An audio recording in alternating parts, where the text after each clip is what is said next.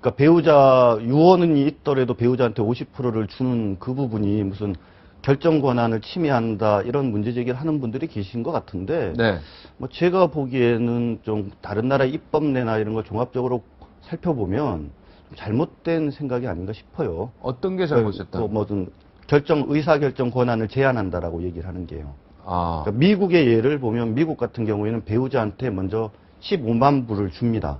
그리고 나머지 금액의 또 반을 가져가게 돼 있거든요. 5만 불을 주고 네네. 또 나머지 액수에서도 또 반이 들어가고요. 그렇죠. 배우한테. 예. 예. 독일 같은 경우에는 자녀가 있는 경우에 또 절반 줘요.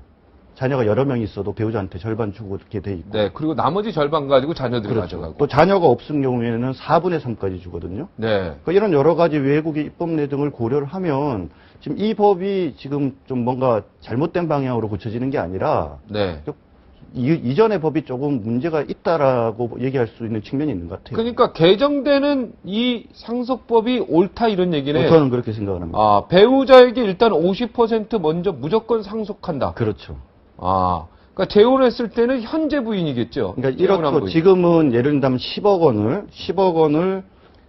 원이 있다. 그렇게 네. 되면은 애가 둘이다. 현재의 법에서 만약에 자식이 한 명만 있는데 유언으로 자식한테 주는 걸로 상속하더라도 네. 현재는 배우자가 3억, 그다음 자식이 7억을 갖게 돼 있어요. 만약에 예, 그리고 만약에 유언이 없는 경우에는 배우자가 6억, 자녀가 4억 이렇게 갖게 돼 있거든요. 네. 근데 법을 바꾸면 어떻게 되냐면 이제 100% 가운데 50%는 일단 먼저 배우자한테 주고 나머지를 이제 반반 또 나눠 갖는 거죠. 그러니까 만약에 유언이 있어도 5억 나는 거죠. 아까는 3억 7억이었는데 네. 5억 5억으로 나눠 갖는 거고 그다음에 유언이 없는 경우에는 50%를 먼저 갖고 5억을 또 둘로 나누니까 배우자가 7억 5천을 갖고 자식이 2억 5천을 갖게 되는 거죠. 네. 예. 그러니까 배우자가 일단 50% 먼저 갖고요. 네.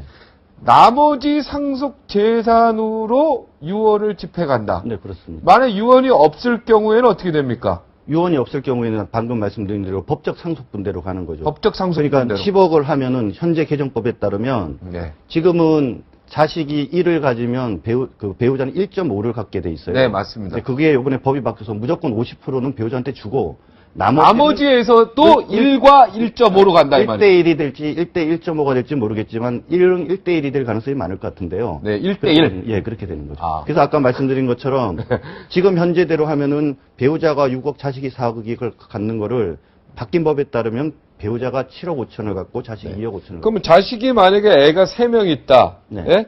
그럼 부인은 일단 5억은 갖고 그렇죠. 나머지 5억을 가지고 자녀 3명이랑 같이 또 4분의 1씩 나누는 거래요. 예, 맞습니다. 그럼 부인은 일단 6억 이상은 갖고 예, 그렇죠. 나머지 세 자녀는 한 1억씩 가져가고 땡. 네, 맞습니다. 야. 그래서 이게 지금 유언을 해도 유언을 해도 내 부인한테 주지 마라 유언을 해도 유언을 해서 배우자 자식이 3명인 경우에도 배우자가 5억을 갖고 자식은 한 1억 6, 7천만 원씩 갖게 되는 거죠. 네. 예. 근데 요 제도는 좀 사회 변화랑 연결을 시켜볼 필요가 있는 것 같아요. 과거에는 이제 가족 중심으로 모든 복지들이 사실상 이루어지고 또 자식이 부모를 봉양하는 게 너무나도 당연했지 않습니까? 네.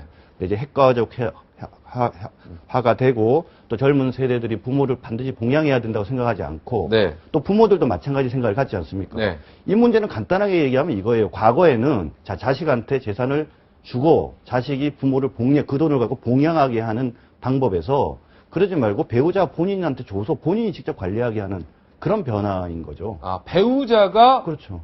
부부 간에 서로 보장해줘라. 그렇죠. 이거 만약에 배우자가 사망을 했는데 남아 계신 분이 그 재산을 가지고 자식한테 준 다음에 자식이 야, 너 이거 재산 줄 테니까 이제 나 좀 잘 봉양해줘. 이렇게 하는 방법이 좋은 건지 그게 아니라 너는 너대로 살고 나는 남편이 돌아가셨지만 그 돈은 내가 관리하면서 내 스스로 내 힘으로 살겠다라고 얘기하는 방식 중에 어느 방식이 현재 변화된 한국 사회에 적절한가의 문제고 요거는 후자에 가까운 거죠. 그러니까. 네.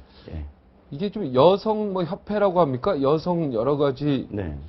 여성들이 굉장히 좋아하겠네. 그죠? 뭐 여성뿐만 아니라 남성 다 마찬가지죠. 그러니까 남성도 어느 분이 좋습니까? 돌아가실지 모르는 거 아니겠습니까? 예. 남자분이 남편이 돌아가실지 아내가 먼저 돌아갈지 상관없이. 예, 그렇습니다. 다 좋은 거다. 네. 이거는 반대할 게 없네. 네, 저는 오히려 좀 적극적으로 추진해야 된다. 변호인 접견권에 대해서 제한을 해야 된다라고 김진태 검사, 선배가 되죠, 김진태 검사가. 네, 그렇습니다. 네, 저기 전 국회의원이. 네, 네. 네, 이 부분에 대해서 얘기했는데 내란 음모 사건에 대해서 예, 예. 변호인 접견권은 제한해야 된다. 네. 말도 안 되는 얘기죠. 예. 말도 안 되냐, 김진태 의원이 말도 안 돼. 마음에 안 듭니다. 아. 그러니까 저도 뭐 기본적으로는 좀 굳이 진보 보수를 나누면 좀 보수에 가까운 생각을 가진 사람인데 이러한 말도 안 되는 주장을 하는 분들 때문에 저 오히려 보수를 말하는 분들 욕먹인다고 생각을 합니다. 아, 김진태 왜 말이 안 됩니까? 아, 1992년도에 이미 구속된 피의자 접견교통권 제한하는 거, 그 위헌 났어요. 변호인의 조력을 받을 권리, 구속된 사람이 변호인의 조력을 받을 권리는 헌법에서 국가 안보 또는 사회 질서 유지, 공공복리 그 어떠한 이유로도 제한할 수 없다고 이미 판결이 났고 결정이 났고요, 헌법재판소에서. 그래서 이거 이거 법을 바꾸자는 거 아니겠습니까? 근데 그러니까 개정하자. 거기서 얘기를 했지 않습니까? 이 변호인 접견교통권이라는 것은 헌법의 가장 중요한 가치 중에 하나라는 거죠. 그래서 법률로 제한할 수 없다라고 이야기를 하는 건데, 네. 근데 법률을 갖고 헌법에서 인정하고 있는 변호인 접견교통권을 제한하겠다고 하는 거니, 그 저기 본인께서 사실은 변호사고 검사 출신이시고 한데 이건 좀 너무한 거 아니냐 네. 그런 생각이 드는 거죠. 같이 검사 출신 아닙니까? 아니 그러니까 뭐 같이 검사 출신이라도 잘못된 건 잘못된 거라고 얘기해야죠. 네. 독일에서는 변호인 접견 제한이 있다면서. 아 그거는 제가 좀 정리를 해서 읽어드릴게요. 네. 그러니까 법무부 형사법제과에서 그 번역한 독일 형사소송법 138조 B항에 의하면 그의 참여, 그러니까 한 개인적인 변호사의 참여가 독일의 안전에 위험을 초래할 수 있다고 여기게 되는 특정한 사실이 존재할 때는 변호사를 절차 참여에서 배제할 수 있다 이렇게 돼 있어요. 그 무슨 말이냐면 특정 변호인의 참여가 위험을 초래할 경우에 그 변호사를 배제한다라는 거지. 이렇게 일반적으로 광범위하게 일반 변호사를 변호사의 받을 권리, 조력을 받을 권리 자체를 박탈하는 건 없고요. 네. 더 중요한 거는 138조 C조 C항이에요. 근데 여기 뭐라고 되어 있냐면 그래서 만약에 배제가 되는 경우에 법원에서는 피의자의 기록 열람이나 접견 교통에 따른 그런 권리를 행사할 수 있게 하기 위해서 다른 변호사를 선임해야 한다 이렇게 돼 있어요. 네. 선임할 수가 있다가 아니라 법원에서 만약에 그 변호사가 배제가 되어지면 다른 변호사. 법원에서 다른 변호사를 붙여주게 돼 있습니다. 무조건 변호사는 변호할 권리는 여기도 그렇죠. 보장해주고 있다. 그러니까는 예외적으로 한 특정인 때문을 배제하더라도 변호인 접견 교통권은 더더욱 확실하게 보장해 줘야 된다는 이 정신인데 네. 조금만 공부해 보셨으면 아실 텐데 이거 잘못된 이런 인용하고 네. 되겠습니까? 이거. 네. 59초 후에 돌아오겠습니다.